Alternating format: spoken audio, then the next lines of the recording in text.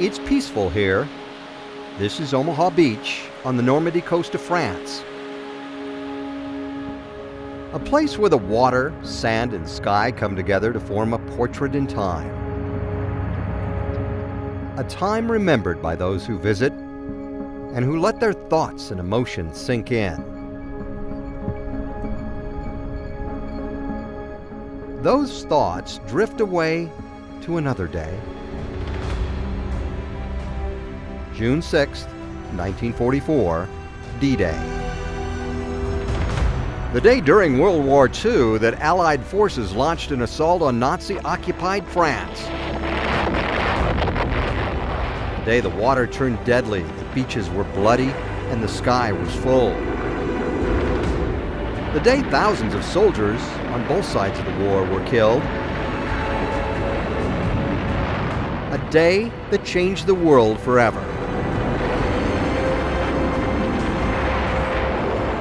And for those who fought and survived, a day they will never forget.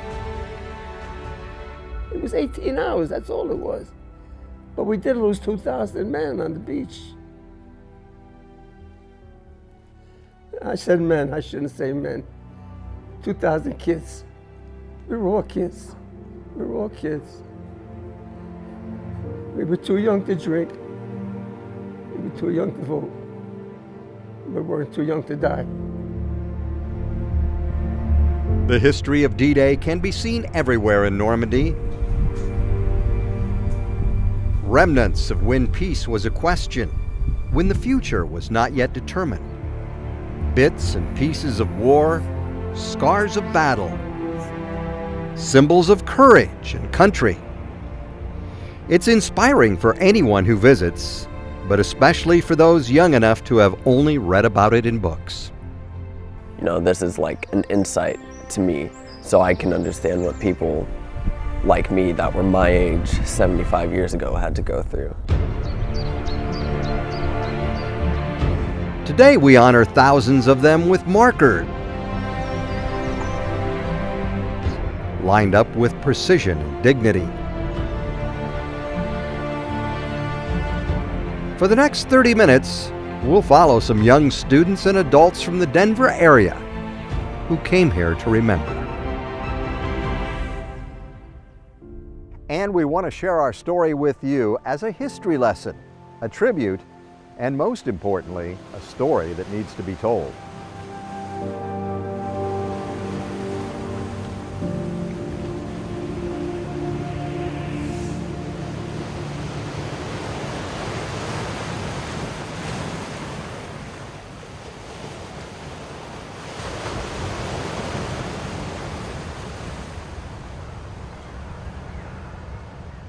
It's surrounded by rural scenes.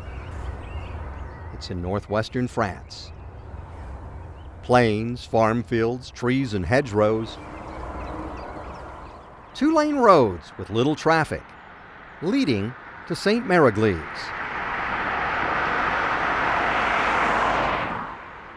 The roots of this tiny village go back centuries, but it's mostly known for the part it played in World War II.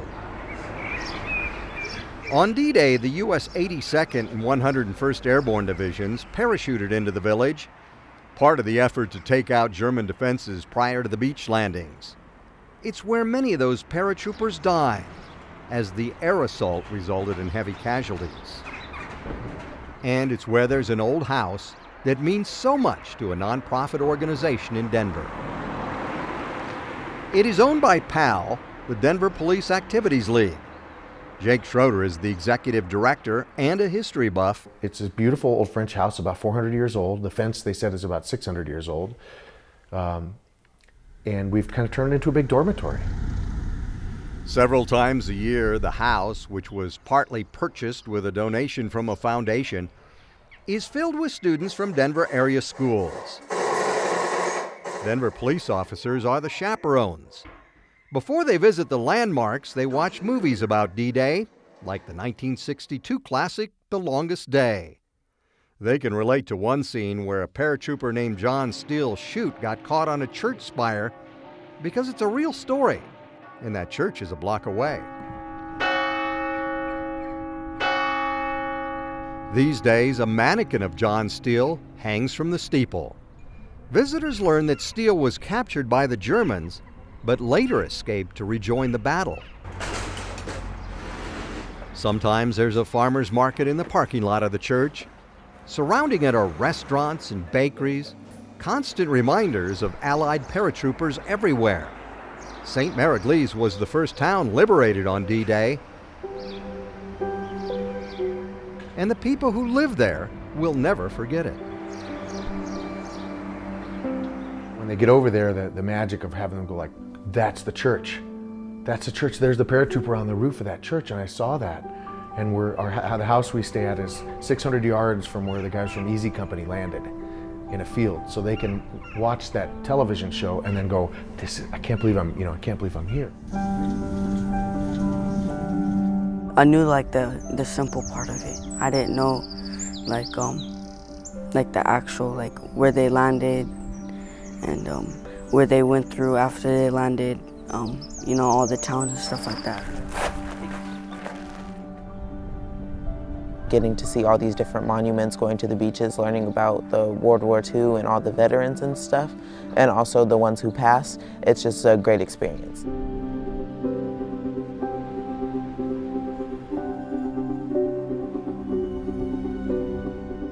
They didn't even know the people here, and they came here to help them out. And it's just, I can't even describe it. This right here, despite the fact that it's a long way from the United States, is a big part of U.S. history. Therefore, it's a big part of my heritage, The students we went with learned many lessons from Normandy. Who's 18? Some were history lessons, some cultural, many lessons for life. That's a 50 caliber machine gun that went through there. For Jake Schroeder and other supporters of the Overlord Project, that's the most important thing.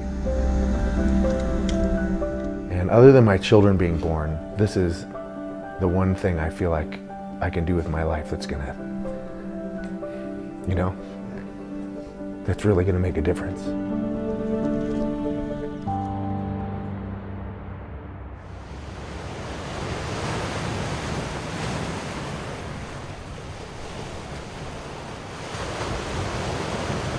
When dawn broke over Omaha Beach on June 6, 1944, you could see the invasion fleet out there on the choppy waters of the English Channel.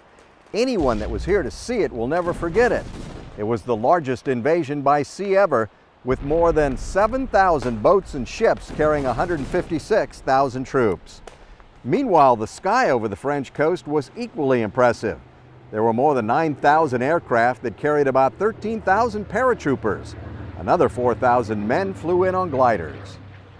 The Allies divided this 60 miles of coastline into 5 different sectors. The one most to the west was Utah, where U.S. troops came ashore. They came ashore with light casualties, but about 200 men did die on Utah Beach. The next beach landing area was Omaha Beach. Unfortunately, very little went according to plan there, and it turned into the bloodiest location with more than 2,000 U.S. troops killed that day. Rough seas swamped the landing craft, and aircraft sent to eliminate German defenses missed their mark because of the weather. The troops coming ashore faced heavy fire after planners miscalculated the number of Germans there. The final 3 landing sites were named Gold, Juno, and Sword. The British landed at Gold and Sword, the Canadians at Juno. Several thousand men died on those 3 beaches on D-Day. While the fighting on Omaha Beach took roughly 18 hours to complete, it would be nearly 3 months before the Battle of Normandy was won. And the price was steep. More than 209,000 Allied soldiers killed. But it was the beginning of the end of World War II. One of the veterans that took a Higgins boat like this onto Omaha Beach 75 years ago was 94-year-old Frank DeVita. He was supposed to come on this trip with us and the students, but he got sick at the last minute and couldn't make it. We did get a chance to talk to Frank about his war experience before we left. His story is raw, emotional, and heroic.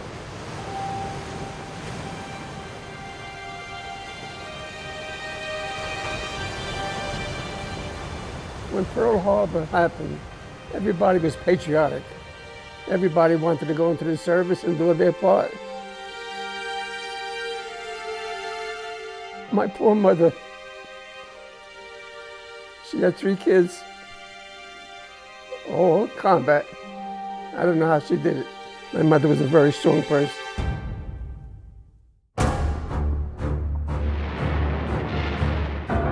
D-Day, they wrote a lot of books and a lot of movies about it. The whole D-Day was only 18 hours. We dropped the boats at 4 o'clock in the morning, and 10 o'clock at night, the beach was ours. It was only 18 hours, the whole thing. On the first wave, my job was to drop the ramp. And the machine guns were hitting the ramp in the front of the ramp. But I knew when I dropped the ramp, the machine gun boats were going to come into the boat. But I had to drop the ramp because the troops had to get out. When I dropped the ramp, all those machine guns opened up. And in the front of my boat, 7, 8, 10, 15 kids, I don't know, they just went down like you're cutting wheat. These 2 boys, since they stayed close to me, they were drawing fire to me. Now, the first boy was about 4 feet away from me. He got a machine gun in his stomach. His stomach was sticking out of his.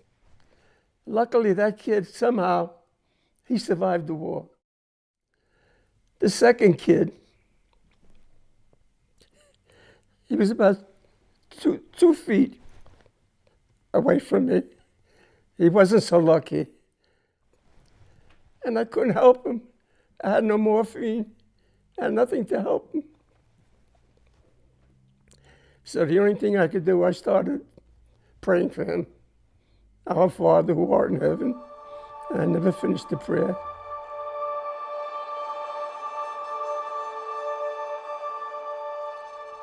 He died right in front of me.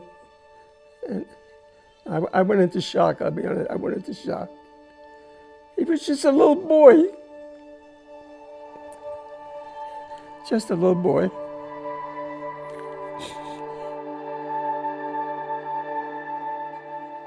So the coxswain, God bless him, he was so good. He got us out of this mess. And we headed back towards my ship. I'm alive. I'm alive. And I gotta make a decision. Do I stay aboard the ship and let somebody take my place? Or do I go back into the belly of the beast and face those machine guns again? And I said to myself, this is what I was trained to do. And I made 15 trips.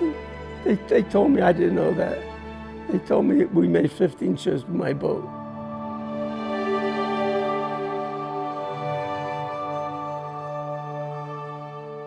I wanted to get out now so they don't forget what we had to go through. We fought for peace. The Germans fought to kill. We got to get the word out before we're gone. Because 10 years down the road, there's not going to be any Frank DeVitas or anybody that was in Normandy or Pearl Harbor or what. It's going to be forgotten history. So we shouldn't let it die.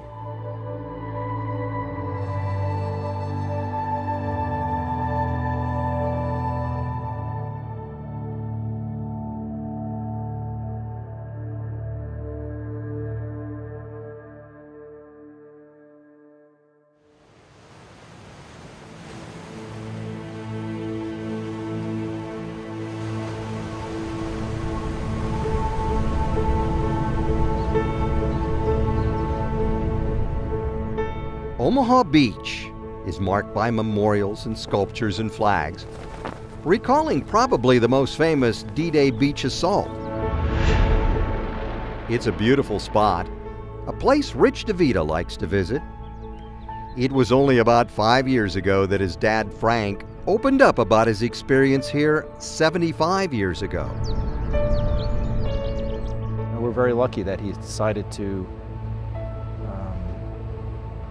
bring us in, not to his hell, which is what he calls it, but bring us into his story. But I see like my dad bringing in Germans firing at him and him being scared, and everybody in the boat being scared and dying, and having puke and blood, and just, it's a horrible day, and he was here. While Frank wasn't able to come here with the PAL students this time, Rich got to spend some time with them. Having the Germans firing down at you, everybody next to you getting slaughtered. How old are you? 15. Yeah, only 4 years older than you. He got to share some of what his dad went through. It's never left him. June 6th, father was in the war for, I don't know, 2.5, 3 years, but this is the day that changed and shaped my father. My father says that he entered the war as a kid and came out as a man. Visiting this place hits people differently. Students who have never seen a beach before are awed by its beauty and intrigued by its history. Adults like Denver Police Lieutenant Kenny Chavez, a chaperone on the PAL trip, see it differently than most. It makes you wonder, there's a million stories on this beach as far as every single soldier that came up here. Navy, the Air Force that flew over, what they felt that morning, what they endured, what they took with them. Chavez is also a retired colonel in the Colorado Army National Guard, a special forces officer who served 4 combat deployments, including to Afghanistan. Those second lieutenants, first lieutenants, those captains trying to lead men on this beach and try to keep them going, and trying to work their way up those hills. It's hard to imagine.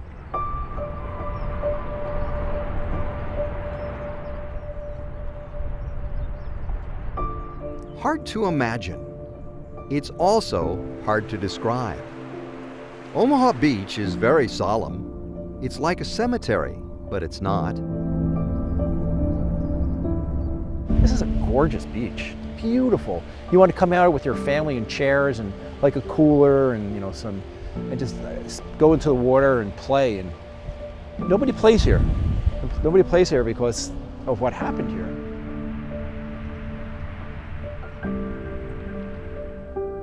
There's only one like it in the whole world. This is a very unique place. And there's a lot of ghosts here.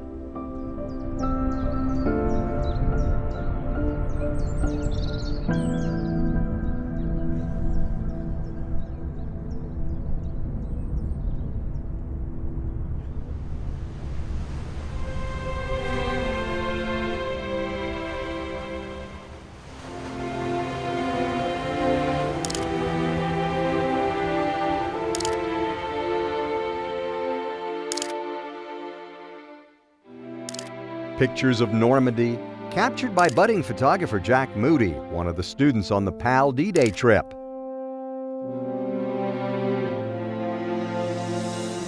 When I go back, people are going to ask me about the trip, what I liked, what I didn't like, and I'll be able to pull my camera out and say, this is what I liked. And of all the hundreds of images Jack captured, those from the Normandy American Cemetery seemed to affect him the most. I found a cross, and it said something along the lines of, "Here lies a fallen comrade, known but to God." And it's just, I think that's really important to realize that there are people that were never identified after the war. And it's also just a cool looking picture.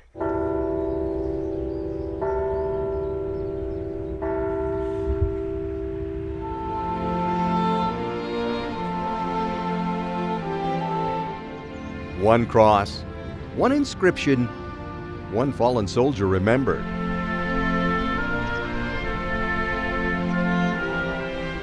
One of the more than 9,000 headstones at the cemetery on the cliffs overlooking Omaha Beach. Each placed to form a straight line from any direction, standing at attention as if in military formation. each honoring those who lost their lives on D-Day or a few months after. It's an emotional sight.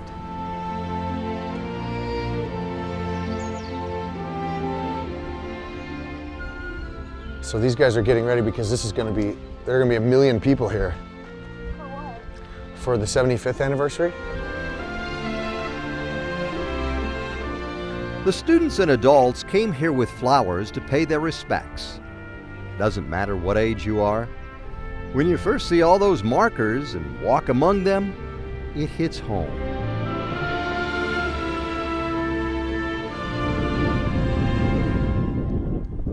The sacrifice by Americans, the toll of war, the loss felt by families thousands of miles away. I was just thinking about the unnamed guys. That somebody, they probably wondered where their brother went or their son went, you know.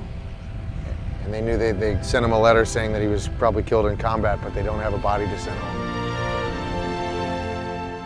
The PAL students are given flowers to place at the grave sites to help connect them to the people buried here. Think about how they got here. Most of them get it now, but all of them are going to get it later, you know. They'll all have a discussion about it and say, I placed a flower on a soldier's grave at Omaha Beach. We promised to the families in late 1940s was if they chose to have their loved ones not repatriated and left here in Europe, that we would take care of them forever.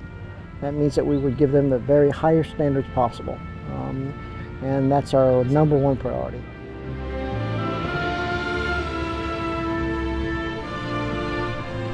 All these soldiers here, you know, there are lots of crosses, lots of stars of David, and it represents one single soul for every one of them, and it's, you know, it's mind-boggling to think there were this many people in one place, much less this many people died. And if these people who died could talk, what would be the question? I just asked them what was their motivation to come fight in the first place, what made them wake up one morning and decide to come save the world. A veteran from Pennsylvania named Frank DeVita described this place perfectly in poems he wrote later in life. When I go back, he said, I know I'll mourn and shed some tears and feel the pain, but I must go back and reminisce and pray for those who remain. For they too were out upon that sea, and then they died in Normandy.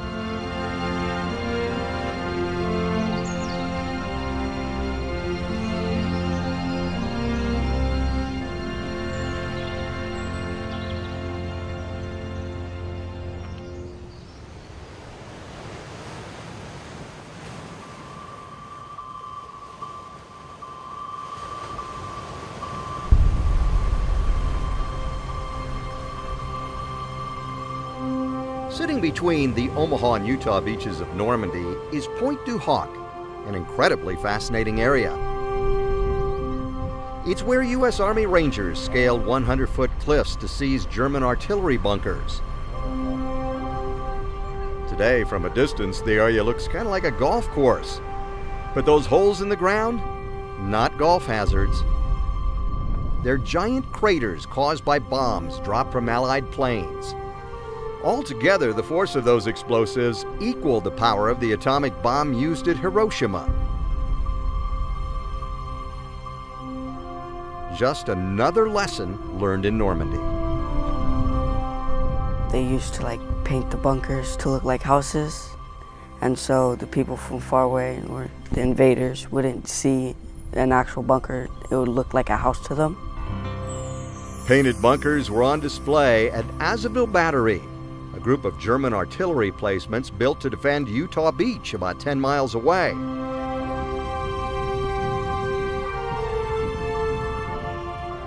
It fell to U.S. forces 3 days after D-Day. Today, you can visit the 4 concrete bunkers, all connected by tunnels, It's a museum, and visitors can take an audio recording tour that explains what it was like there for the German soldiers during the war. Fascinating lessons.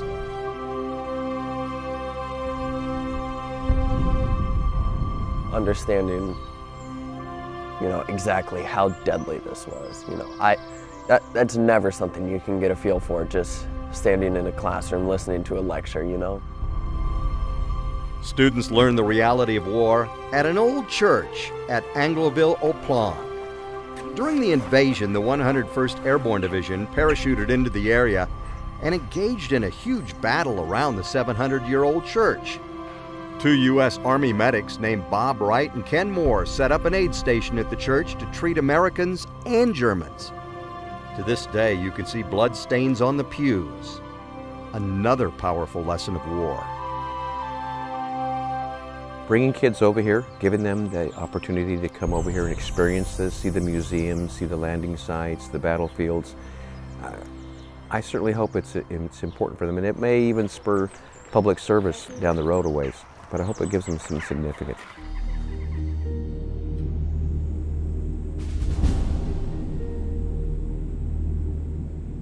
So many lessons to learn, even for a TV reporter. When visiting the sites and talking to people, I realized how quickly history can fade if you let it. We saw French students everywhere. The story of D-Day is in the DNA of the French.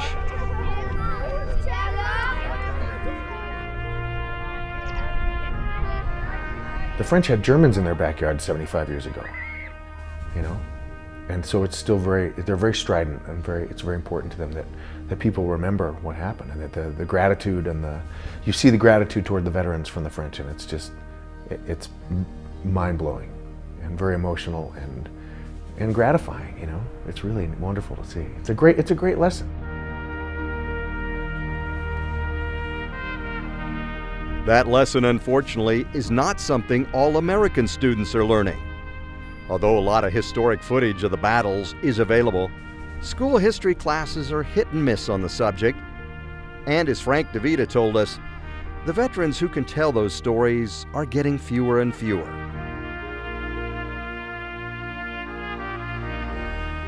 The Department of Veterans Affairs estimates of the 16 million Americans who served in the war, less than 500,000 are still alive.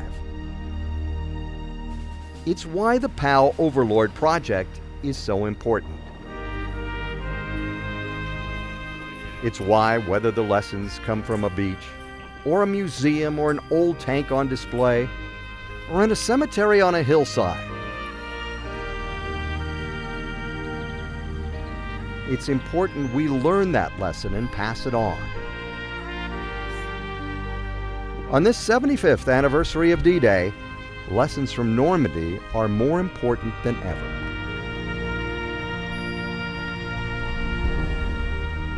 I want to get it out there so people don't forget. It's like the Holocaust. We should never forget. We should never forget.